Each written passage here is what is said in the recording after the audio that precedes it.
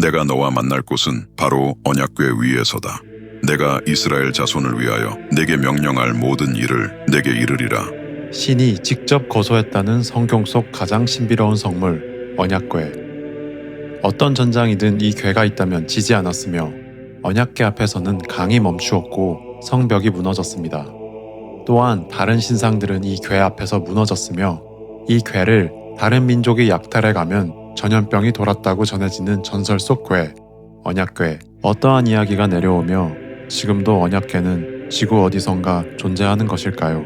성경 속 가장 유명한 책 중 하나인 출애굽기에서는 이집트의 왕자이던 모세가 본인 출생의 비밀을 알게 되고 방황하다가 당시 이집트에서 노예 생활 중이던 이스라엘 동포들을 데리고 탈출을 하게 됩니다. 이 탈출 과정에서 홍해가 갈라지는 등 기적적으로 도망에 성공한 모세와 이스라엘인들은 시나이 반도에 도착하며 신의 계시를 받은 모세는 시내산에 올라 십계명을 받게 됩니다. 신으로부터 십계명을 받은 모세는 얼마 후 궤를, 즉 상자를 만들라는 지시를 받습니다.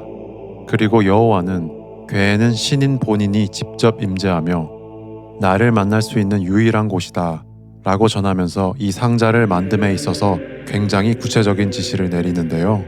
이 성궤의 길이는 약 1m 15cm가량, 너비와 높이는 70cm가량이며 부패에 강한 아카시아 나무로 만들어졌고 금으로 둘러져 있다고 합니다.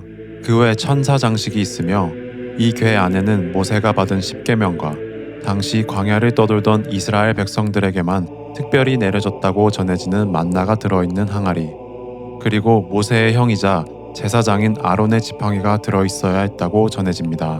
또한 이 궤는 제사장 외에는 절대로 만질 수 없었다고 전해집니다. 혹여 제사장이 아닌 인물이 함부로 만졌을 경우 그는 죽음을 면치 못했다고 성경 속에서 전해지는데요. 이집트에서 탈출한 모세와 고대 이스라엘 백성들은 여호와가 가라고 명령한 약속의 땅, 가나안 땅으로 가려고 합니다.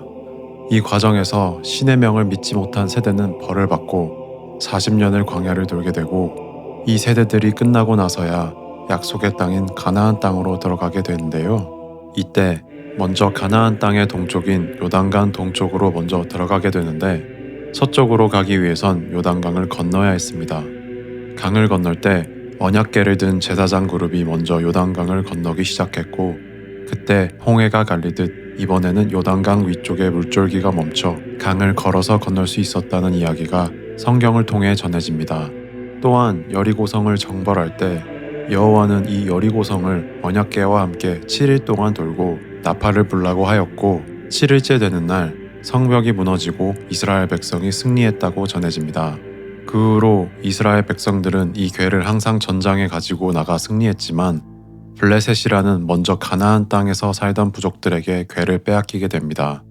빼앗은 성궤는 블레셋 부족이 당시 섬기던 다곤이라는 신의 신전 안에 두었는데 이 다곤 신상의 머리와 손이 끊어지는 일이 발생합니다. 또한 이 성궤를 두었던 지역에서 전염병이 돌자 가드라는 지역으로 성궤를 옮겼는데 거기서도 종기가 돌고 다른 지역으로 가도 종기가 돌기 시작합니다.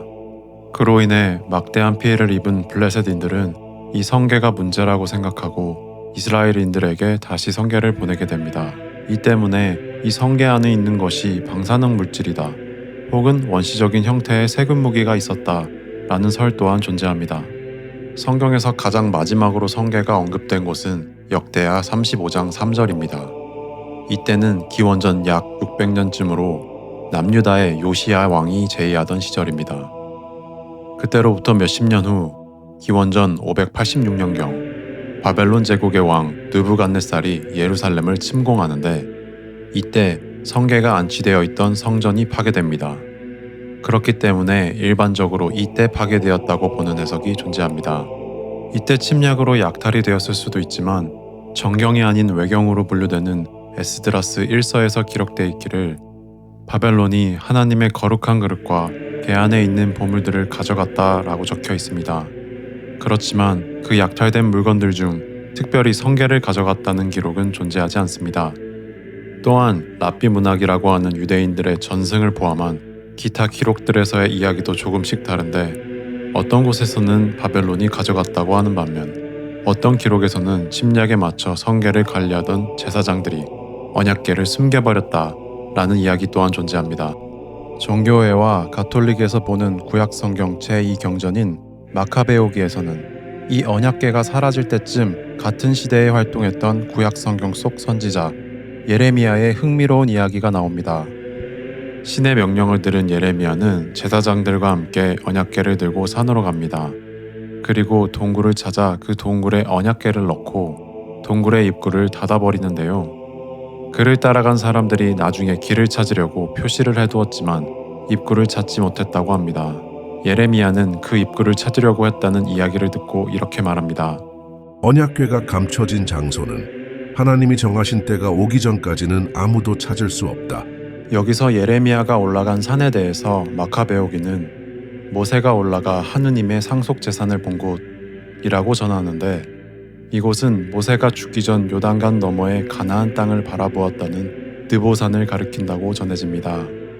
그렇기 때문에 많은 사람들이 이 성궤를 찾으려고 시도했지만 실제로 아직까지 느보산에서 성궤는 발견되지 않았다고 합니다. 사실 마카베오기는 정교회와 가톨릭에서도 정경이 아닌 제2경전으로 속하며 개신교에서는 신뢰성을 이유로 외경으로 분류되기도 해 정말 언약궤가 느보산에 있는지는 또한 증명하기가 어렵기도 합니다. 또한 언약궤가 마지막으로 성경에서 언급됐던 역대하 35장 3절에 요시야 왕이 언약궤를 성전 안에 두라고 명령하는데요. 실제로 예루살렘에 아직 존재하는 이 성전은 성전산이라는 산 위에 있는데, 요시야 왕이 말하는 성전 안이 성전 바로 아래에 있는 산의 지하 터널에 있다는 이야기 또한 존재합니다. 이 성전산 지하에는 고대 이스라엘 시대부터 내려온 물길과 저수시설, 심지어 바위 터널까지 있는데요. 여기에서 예루살렘의 주요 수원이 나오고 기원전 8세기 히스기야 왕이 만든 실로암 터널이라는 수로가 존재합니다.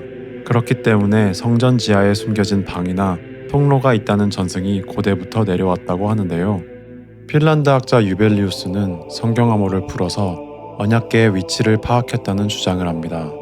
그가 말하길 언약궤의 위치는 바로 성전 아래에 숨어 있으며 물길과 제사를 지낼 때 나오는 피를 배수하는 통로가 서로 교차하는 지점에 존재한다고 말하는데요. 실제로 1909년 영국 귀족 몬테규 파커는 직접 팀을 꾸려서 예루살렘 성전산 남쪽 부근에서 수로와 터널을 파헤칩니다. 그들은 관계자들을 매수해가며 발굴을 했지만 항아리, 기둥 조각, 램프, 로마 시대 유물 정도만 발견하고 정작 성궤는 찾지 못하고 불법 발굴 및 도굴이 발각되어 야반 도주까지 하는 상황이 발생했습니다.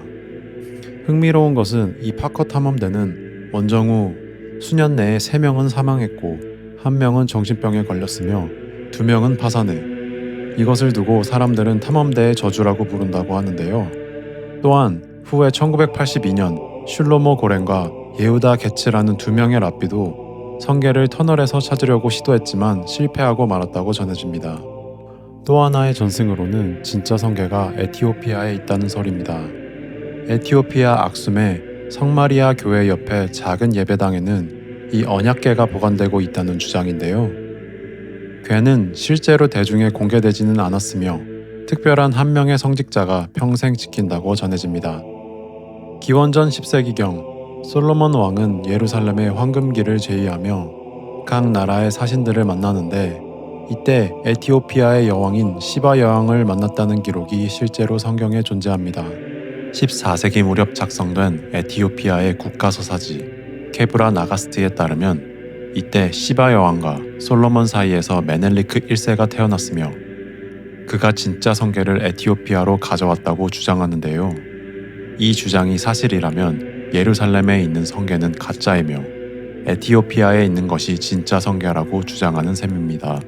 또한 영국의 전 기자이자 저자로 활동했던 그레이엄 행콕은 궤가 처음에는 이집트에 있다가 나일강을 따라 이동해 타나우스의 섬에 약 400년 동안 보관되었다가 최종적으로 악숨에 왔다고 주장하기도 했습니다.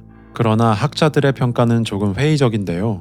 토론토대의 고고학자 존 홀리데이는 시간 낭비라고 평가했으며 에티오피아학의 권위자인 에드워드 울렌도르프는 1941년에 악숨교회의 성궤를 직접 보았는데 오래된 중세나무 상자이며 안에는 텅 비어 있었다고 주장했습니다.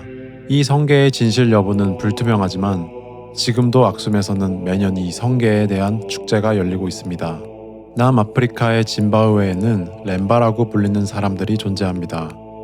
이 렘바족은 자신들의 조상이 언약궤를 남쪽으로 가져왔다고 믿으며 하나님의 음성이라고 부른다고 하는데요. 휴더 팝빗은 2008년 다큐멘터리를 통해 성궤가 중동과 예멘, 동아프리카를 거쳐 짐바브웨까지 왔다고 주장합니다. 이들은 스스로를 중동에서 왔다고 주장하는데 렘바는 외래어로서 렘바이라는 단어에서 왔다고 보는데요. 이 렘바이라는 뜻은 동아프리카 스와힐리어어로 외지인 및 외부인을 의미합니다. 또한 렘바라는 뜻은 터번을 두른 자들을 의미해 아프리카가 아닌 외부에서 온 집단, 즉 이들의 조상이 유대인이라는 주장을 서포트합니다. 또한 1906년, 2000년, 2013년에 Y-DNA 연구 결과에 따르면 렘바 남성의 70%에서 80%가 서아시아, 즉 중동 계통의 유전자를 보유했으며 특히 유대인 제사장 그룹의 유전 정보가 발견돼 당시 성계는 제사장 그룹만 다룰 수 있었던 점에서 이들이 정말 성경 속 언약궤를 아프리카로 가져왔을 가능성을 강하게 시사하였습니다. 그러나 이들이 가져왔다고 하는 언약궤는 스스로 파괴되었으며 지금은 짐바브웨 인류학 박물관에 모조품만 볼 수 있다고 전해집니다. 19세기, 20세기 초 영국에서는 영국 이스라엘주의라는 종교 민족 사상이 퍼져 있었습니다. 즉 영국인 앵글로색슨족은 성경에 나오는 이스라엘 12지파의 후손이며 고대 이스라엘이 아시리아에 멸망한 뒤 흩어진 10지파가 유럽으로 왔는데 그 사람들이 정착한 곳 중 하나가 영국이 되었고 영국 민족이 되었다는 사상인데요. 그와 연관된 티아테피 전설은 이렇습니다. 유다 왕이었던 시드기야의 딸 중 한 명이 선지자 예레미야와 함께 이집트를 탈출해 아일랜드로 도착했고 그녀는 아일랜드 왕과 결혼해 후손들이 지금의 아일랜드 및 영국의 왕족이 되었다고 합니다. 이 과정에서 그녀가 언약궤를 아일랜드 타라 언덕이라는 곳에 가져와 묻었다고 하는 전설입니다. 실제로 1899년에서 1902년에 영국 이스라엘 단체는 실제로 타라 언덕에서 언약궤를 찾기 위해 발굴을 진행하는데요. 아쉽게도 언약궤는 찾지 못하게 됩니다. 그 외 로마에 있던 성궤가 화재로 소실되었다는 이야기도 전해지지만 이야기로만 남을 뿐인데요. 과연 신이 직접 임재했다는 언약궤의 이야기는 사실일까요? 아니면 그냥 전설로만 남았을 뿐일까요? 탐구가 삼손이었습니다.